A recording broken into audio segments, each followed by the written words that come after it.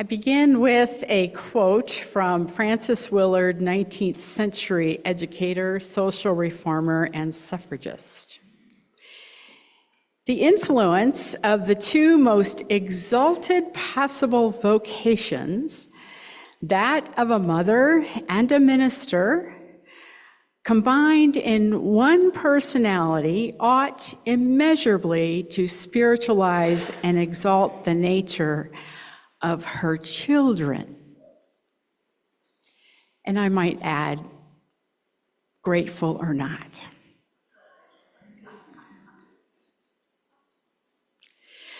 My full immersion in Unitarian Universalism began in 1996 within the walls of People's Church in Kalamazoo, Michigan. I had a passing acquaintance with a congregation near Dallas, Texas, but my husband of the time was soon transferred to oversee the Kellogg's account for the packaging company he worked for. My younger daughter, now 27, was 8 months old then. I was newly transitioned from bank consultant to stay-at-home mom in a locale I had no experience with. I had never lived north of the Mason-Dixon line. The northern climb, the long, cold, snowy winters, sans network of family, friends, and colleagues, People's Church became my salvation from isolation, a terrible sentence for an extrovert like me.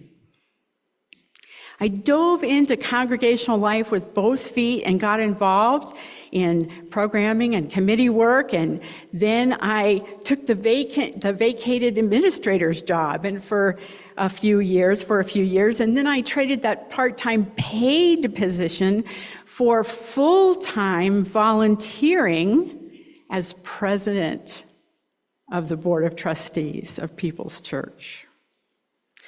My term as president ended with another transfer by my husband's employer to the Atlanta area in 2003. But I had come to love living in that area of Michigan and was sad to leave. Such a great place to raise kids. And I learned so much about Unitarian Universalism, the rich history of our faith, and what it means to be a member of a Unitarian Universalist congregation. When I first started attending People's Church, I was a bit put off by the name. Kind of brought proletariat to mind, the People's Church of. But anyway, through the rich archives maintained at People's and combined with the local history, I learned how in 1892, the minister serving the First Unitarian Church of Kalamazoo raised $20,000 in 1892 to construct a much-needed new building. That minister was Carrie Bartlett, a remarkable woman of her time. She persuaded the congregation to rename First Unitarian People's Church for reasons I'll come to in just a bit. Carolyn Bartlett Crane, as she's better known, after she married Dr. Augustus Crane, was one of 21 women in Unitarian Universalist ministry from 1880 to 1930. They served congregations in Michigan, Illinois, Iowa, and Nebraska.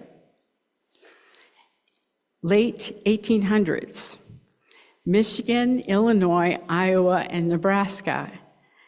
These locales were at the time on the western edge of civilization in our country. And these 21 women blazed a trail in ministry for two reasons. Number one, male ministers from the East with wives and families to support were reluctant to pay the low-paying pastorates in remote places. And two, the secretary of the Western Unitarian Conference, you may recognize this name, you may not, Jenkins Lloyd Jones, was open to the idea of women serving as ministers and knew they would be sorely needed to lead congregations in his district. And what's more, Jones was reassured when he saw Mary Safford's and Eleanor Gordon's success at starting a church in Hamilton, Illinois. Now, pictured on the front cover of the Order of Service and on the screen is a cover from the book Prophetic Sisterhood, Liberal Women Ministers on the Frontier. It was written by Cynthia Grant Tucker, and some of you may be familiar with it. The image here has Carolyn Crane next to the Carolyn Bartlett Crane next to the fireplace. Florence, hold on, go back to the, yeah, there you go. Florence Buck is strumming her guitar, and I believe that's Marion Murdoch in the rocking chair. I don't know who the other woman is. This photo was taken around 1890 in an apartment in Kalamazoo that Crane and Murdoch shared as they co-pastored the Unitarian Church there. Now, thank goodness Tucker, an English professor at the University of Memphis, wrote this volume, lest this rich history of women in the 19th century would be little known. Many of these women described that they knew from childhood that they wanted to be preachers, and that they were bright and capable, fiercely dedicated pastors who ran every aspect of congregational life on the frontier, from preaching and teaching to fundraising, cleaning, maintaining building and grounds, laying in supplies, and enduring harsh winter conditions in places like Iowa and Nebraska. Today, I'm only going to mention a few of these women. Now you can change the slide. Thank you very much.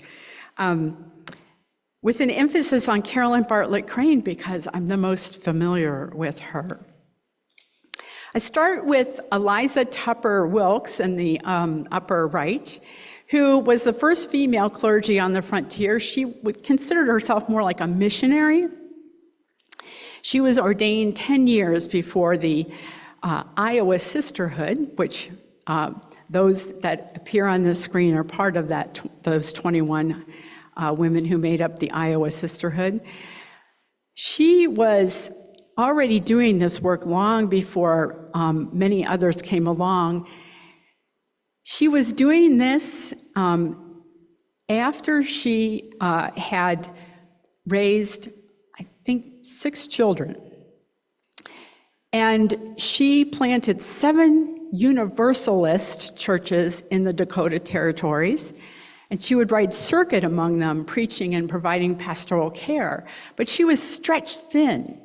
Wilkes was desperate to find ministers to serve her church plants, but found that male ministers dispatched from the Northeast, ill-suited to the frontier culture. She said they were fine fellows, but that steeped in a Harvard Unitarian headiness, the candidates had a hard time connecting with the frontier people who sought a more concrete message of hope, rather than what sounded to them like the orthodoxy that they were trying to get away from.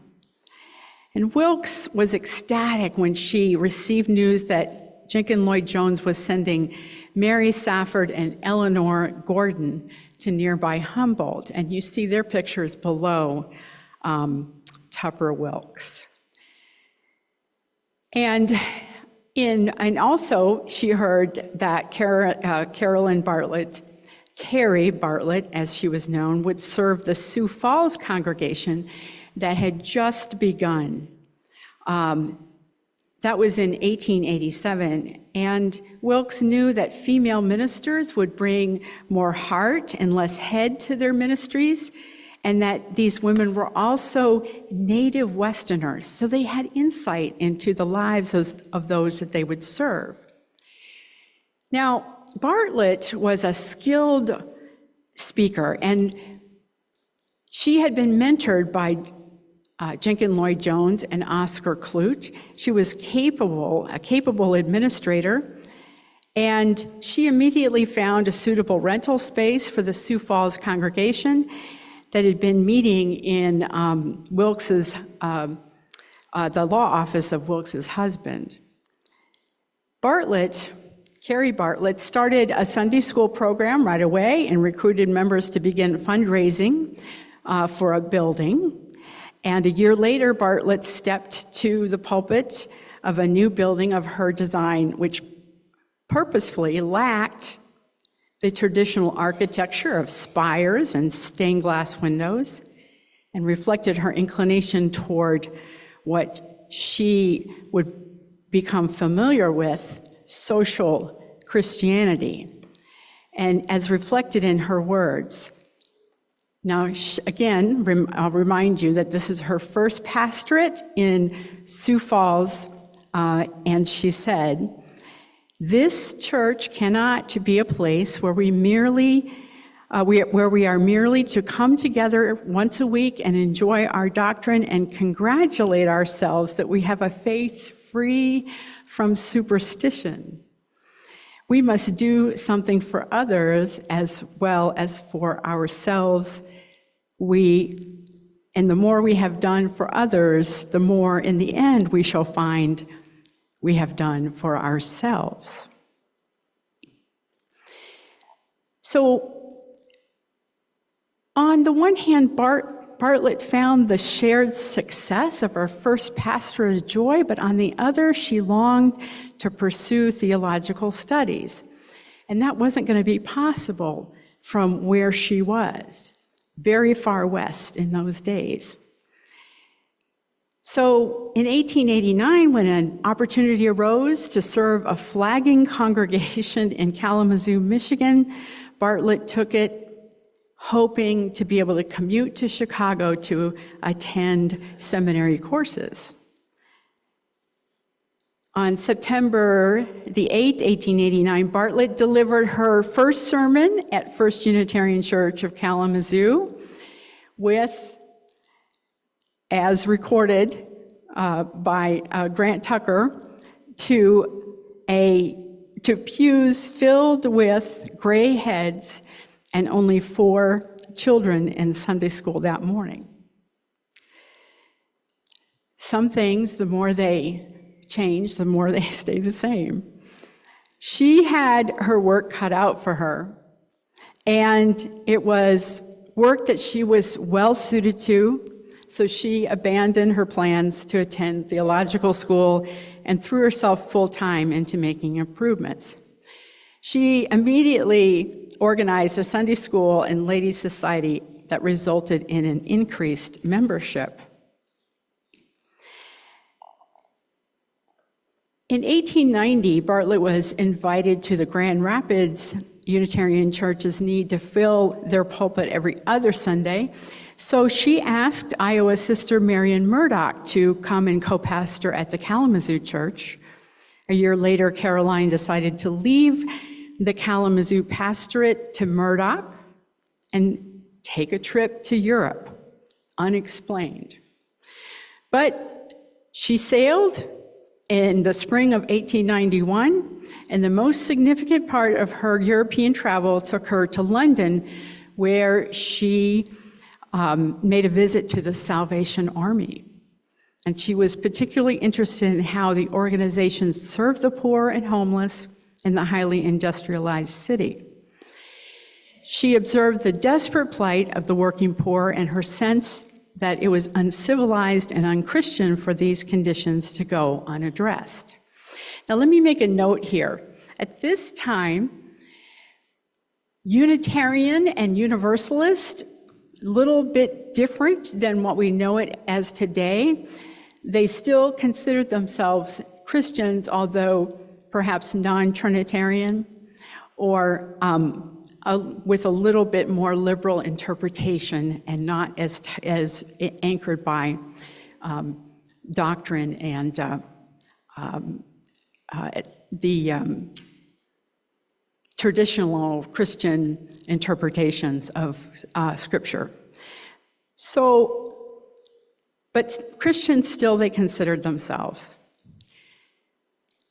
Now, while Bartlett was in Europe, Marian Murdoch resigned from First Unitarian. She had met Florence Buck, and you see her picture there. Actually, Florence, that's a picture of her when she was older. But Florence and Murdoch, Florence wanted to go, Murdoch already had her Bachelor of Divinity, but Florence wanted to achieve hers, and so they went together to seminary in Meadville, which at the time was in Pennsylvania. The congregation sent a cable to Bartlett asking her to return, and when she came back, of course, she had been duly influenced by what was called the social gospel of the era. What she wanted to do was to bring, as she said in her words, the kingdom of God to Kalamazoo. Now, we might understand that these days as beloved community. She, as I mentioned earlier, she raised $20,000, built a new building, and again, with her influence, this was not a spired and stained glass building, but one that looked very institutional.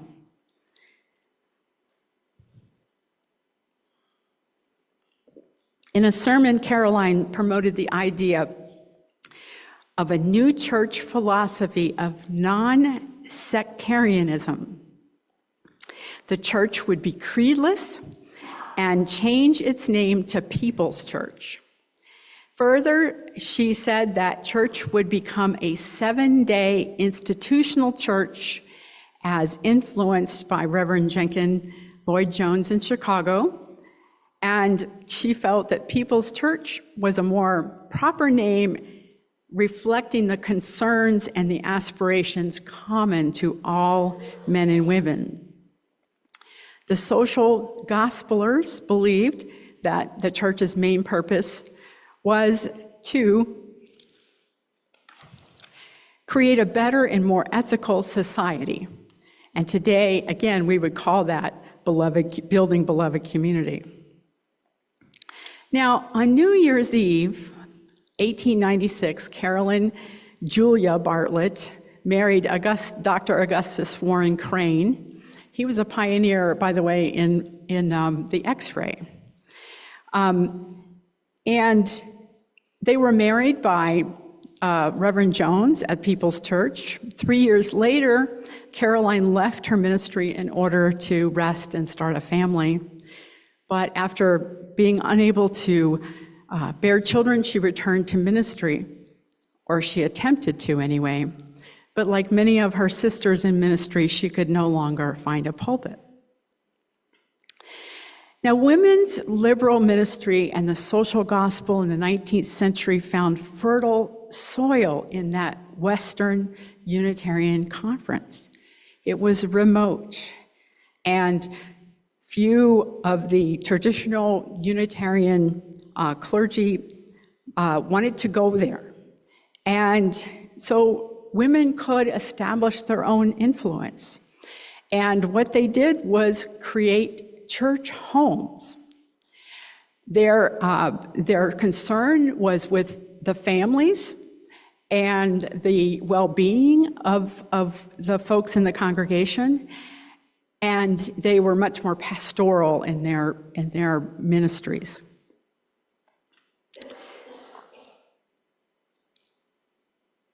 Also, another factor making them so successful was that people on the frontier were hungry for the good news,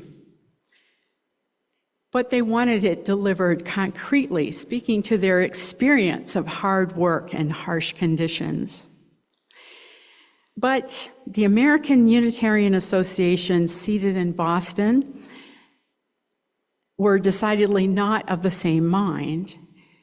And in fact, as has been said by various historians of our faith tradition, the Iowa Sisterhood and the Western Conference was an embarrassment to the American Unitarian Association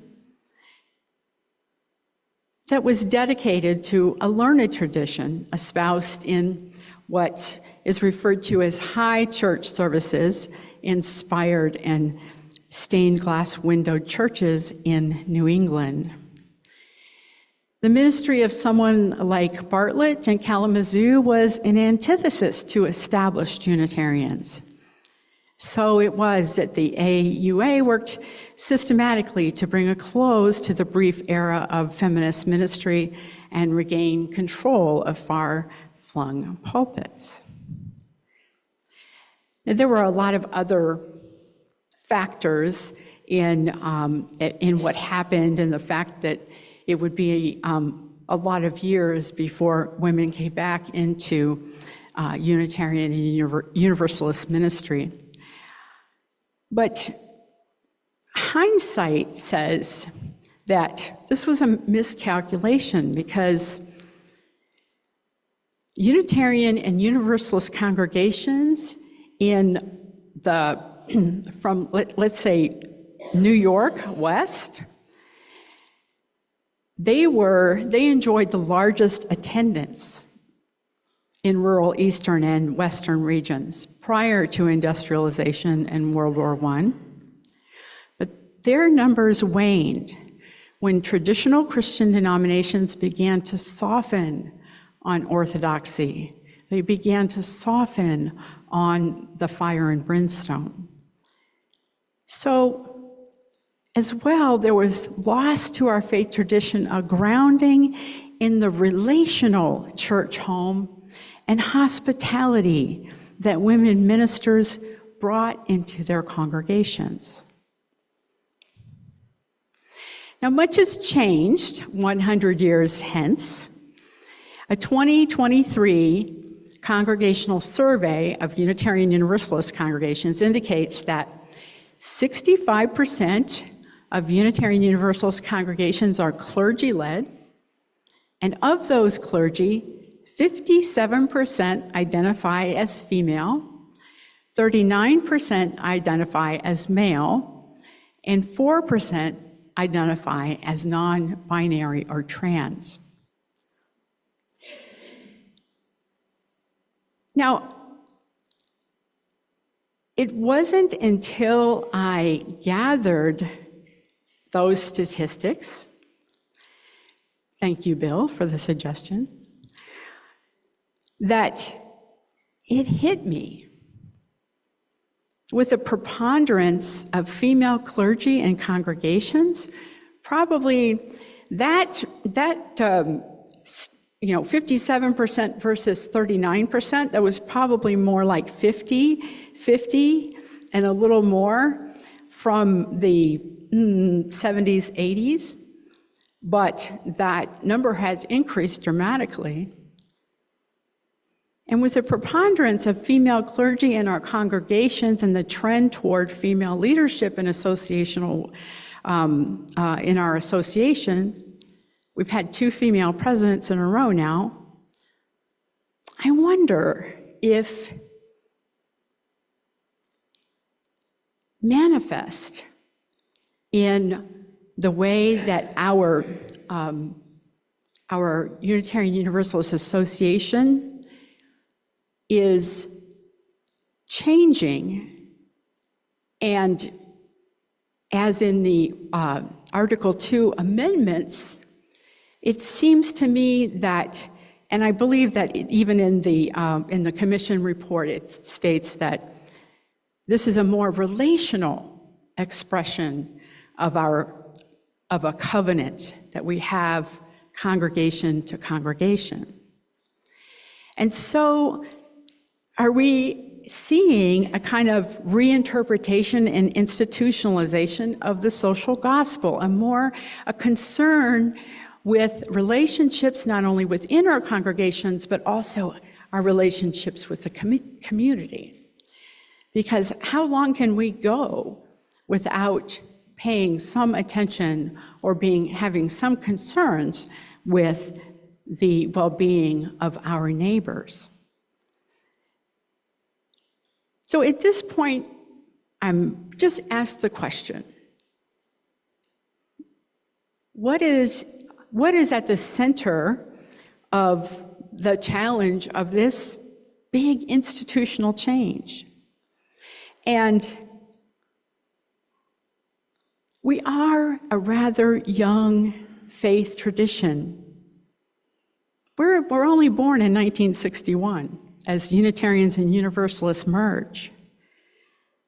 And institutionally, we're only, how old are we? Anybody born in 1961 is how old? 40-something? No, excuse me. 60-something. Okay, that's why I'm doing this, okay? I can't do math in my head. All right.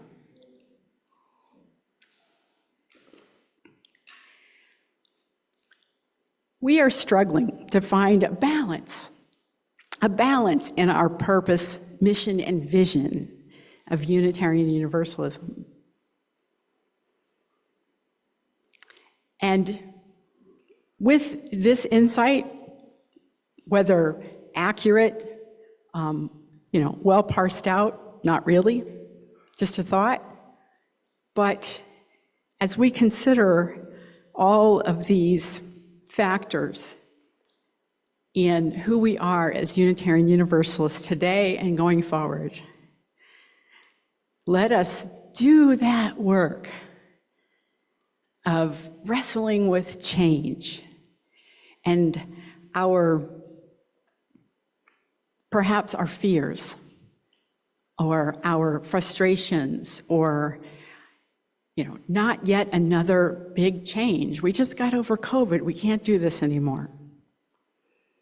As we go through these struggles, I ask that we do this in right relationship with one another and lean in and endeavor to understand one another as best we can. May it be so.